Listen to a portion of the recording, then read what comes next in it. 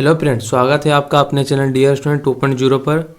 और आज मैं क्लास 9 का केमिस्ट्री चैप्टर फर्स्ट जो है हमारे परिवेश के पदार्थ का ऑब्जेक्टिव करवाने जा रहे हैं, जो कि ध्यान से देखिएगा, ये बहुत ही महत्वपूर्ण है। कोई भी एग्जाम में ये क्वेश्चन पूछ दिया जा सकता है। तो देखिए, सबसे पहला क्वेश्चन फर्स्ट में है कि किसी वस्तु द्वारा अधिकृत मतलब होता है घेरना। क्या होता है? घेरना। यानी किसी वस्तु द्वारा अधिकृत स्थान उस वस्तु का क्या कहलाता है? यानी जो कोई भी वस्तु अगर जो है कुछ स्थान जगह छेकता, अधिकृत मतलब घेरता है, तो उस वस्तु का क्या कहते हैं? ए में आपका आयतन, बी में अवरोध, सी में है द्रव्यमान, डी में इनमें से कोई नहीं। तो आपका राइट आंसर हो जाएगा ए, यानी आयतन कहलाता है। कुछ भी कोई भी वस्तु कुछ भी छेक रहा है जगह, तो क्या कहलाएगा? उसका आयतन कहलाएगा। क्वेश्चन नंबर दूसरा में है कि पदार्थ को गर्म करने पर उसकी गतिज ऊर्जा क्या होता है? यानी पदार्थ को जब गर्म करेंगे तो उसकी गतिज ऊर्जा क्या होगा?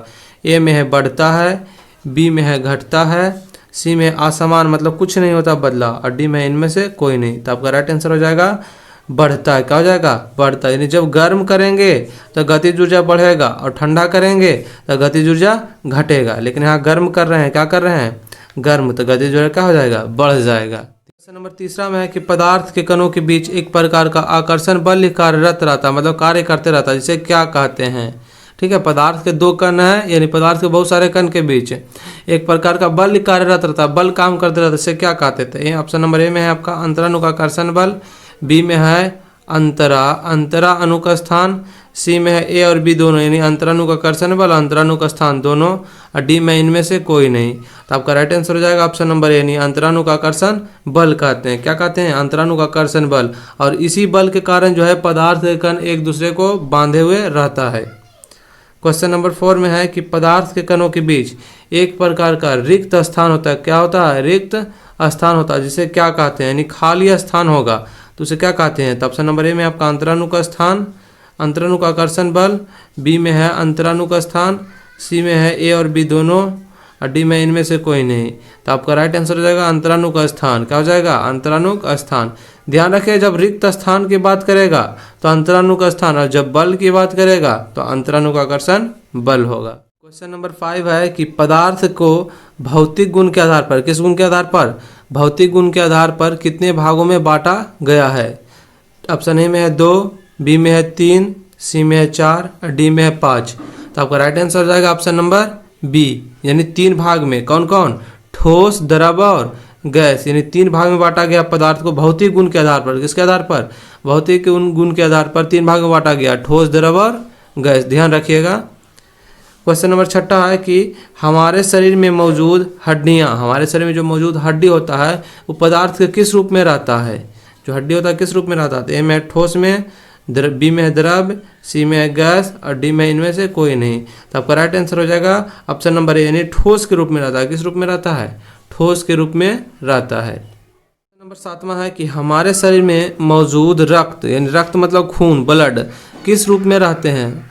हम देख लें कि हड्डी जो है ठोस के रूप में रहते हैं, फिर पूछा कि खून की यानी रक्त किस रूप में रहता है? तो ऑप्शन नंबर ए में है ठोस, बी में है द्रव, सी में है गैस, डी में इनमें से कोई नहीं। तो आपका राइट आंसर हो जाएगा ऑप्शन नंबर बी, यानी द्रव के रूप में रहता है। किस रूप में रहता है? द्रव के रूप में रहता है। क्वेश्चन नंबर 8 में है कि हमारे शरीर में मौजूद वायु पदार्थ, यानी जो हमारे शरीर में मौजूद वायु होता है, जो हवा होता है, जैसे हम श्वास लेते हैं, ये सब जो हवा होता है तो किस रूप में रहता है? तो ऑप्शन नंबर ए में है आपका ठोस, बी में है द्रव, सी में है गैस और डी में इनमें से कोई नहीं। तो आपका राइट आंसर हो जाएगा ऑप्शन नंबर सी, यानी गैस। गैस के रूप में रहता है। किस रूप में? गैस के रूप में। हम श्वास में ऑक्सीजन लेते हैं और छोड़ते क्या है? कार्बन डाइऑक्साइड छोड़ते हैं। ध्यान रखिएगा। क्वेश्चन नंबर 9 है कि एक अनुमान के अनुसार भार के विचार से हमारे शरीर में लगभग कितना प्रतिशत जल पाया जाता है? यानी एक अनुमान लगाया है कि जितना भार किसी व्यक्ति का रहेगा उसके अनुसार उसका शरीर का लगभग कितना प्रतिशत जल पाया जाएगा? तो ए में आपका 70%, बी में 75, सी में 72 और डी में इनमें से कोई नहीं। तो आपका राइट आंसर हो जाएगा ऑप्शन नंबर ए, यानी 70%। किसी भी व्यक्ति का जो है शरीर जितना रहेगा उसका 70% उसमें क्या भरा रहेगा? जल भरा रहेगा। ठीक है ना, ध्यान रखिएगा। क्वेश्चन नंबर 10 में है कि निम्न में कौन सा पदार्थ अपना अस्तित्व ऊर्ध्वापातन में रखता है? अपना अस्तित्व किसमें रखता है? ऊर्ध्वा पातर में देखना। तो ए में है कपूर, बी में अमोनियम क्लोराइड, सी में नेपथलीन और डी में इनमें से कोई नहीं। इनमें से सभी क्या है, इनमें से सभी। देखिए तो कपूर भी अपना अस्तित्व ऊर्ध्वाधर पात्र में रखेगा, अमोनियम क्लोराइड भी रखता है, नेपथलीन भी रखता है, यानी क्या हो जाएगा, इनमें से सभी। राइट आंसर हो जाएगा इनमें से सभी। क्वेश्चन नंबर 11 है कि एक ऐसा पदार्थ का नाम बताएं जो अपना अस्तित्व पदार्थ की तीनों अवस्था में रखता है। एक ऐसा जो है पदार्थ का नाम बताना है जो अपना अस्तित्व पदार्थ की तीनों अवस्था यानी ठोस, द्रव और गैस तीनों में रखता है। तो ऑप्शन ए में है आपका जल, बी में है लकड़ी, सी में लोहा, डी में है पत्थर। तो आपका राइट आंसर हो जाएगा ऑप्शन नंबर ए यानी जल। देखिए जल जो है बर्फ भी रहता है तो ठोस अवस्था में, जल है तो द्रव अवस्था में, और जो है बाष्प बन के उड़ गया तो क्या हो गया, गैस अवस्था में हो गया, यानी तीनों अवस्था में अपना अस्तित्व रखता है। क्वेश्चन नंबर 12 में है कि पदार्थ की किस अवस्था में अंतरानुकाकर्षण बल सबसे ज़्यादा होता है, यानी पदार्थ की कौन सी अवस्था में अंतरानुकाकर्षण बल सबसे ज़्यादा होता है। तो ए में आपका ठोस, बी में है द्रव, सी में है गैस और डी में इनमें से सभी।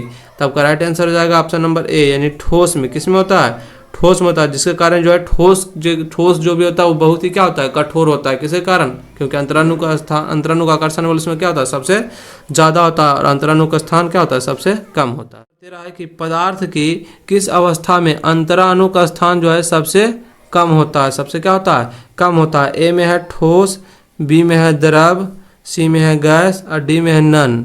यानी अंतरानु का स्थान जो है सबसे कम किस में होगा, तो सबसे कम होगा आपका जिसमें सबसे ज़्यादा अंतरानु का आकर्षण बल जिसमें सबसे ज़्यादा होगा उसमें अंतरानु का स्थान क्या होगा, सबसे कम होगा। तो अंतरानु का आकर्षण बल सबसे ज़्यादा किस में था, ठोस में था। सबसे कम अंतरानु का स्थान किस में होगा, ठोस में। ध्यान रखिएगा अंतरानु का आकर्षण बल जो है सबसे ज़्यादा होगा ठोस में, लेकिन स्थान सबसे कम होगा। क्वेश्चन नंबर 14 में है कि किस पदार्थ में अंतरानु का आकर्षण बल सबसे कम होता है। तो ऑप्शन ए में आपका ठोस, बी में है द्रव, सी में है गैस, डी में है नन, मतलब इनमें से कोई नहीं। तो इसमें आपका राइट आंसर जाएगा ऑप्शन नंबर सी यानी गैस। ठीक है, ध्यान रखिएगा अंतरानु का आकर्षण बल सबसे ज़्यादा का बात करें तो ठोस और सबसे कम का बात करें तो क्या होगा, गैस होगा। 15 में है कि पदार्थ की किस अवस्था में अंतरानु का स्थान सबसे ज़्यादा होता है। तो ए में है ठोस, बी में है द्रव, सी में है गैस और डी में है नन। तो आपका ऑप्शन नंबर राइट हो जाएगा सी यानी गैस में सबसे ज़्यादा होता है क्या चीज़, अंतरानु का स्थान, और सबसे कम की बात करें तो ठोस में। ठीक है, यानी चैनल नेम है डियर स्टूडेंट 2.0। इसको क्या कर लीजिएगा, सब्सक्राइब कर लीजिएगा इसी प्रकार वीडियो पाने के लिए। ठीक है ना, बेल आइकन को भी प्रेस कर दीजिएगा, जिससे कि होगा कि जब भी हम कोई वीडियो डालेंगे तो सबसे पहले आपके पास उसका नोटिफिकेशन चला जाएगा।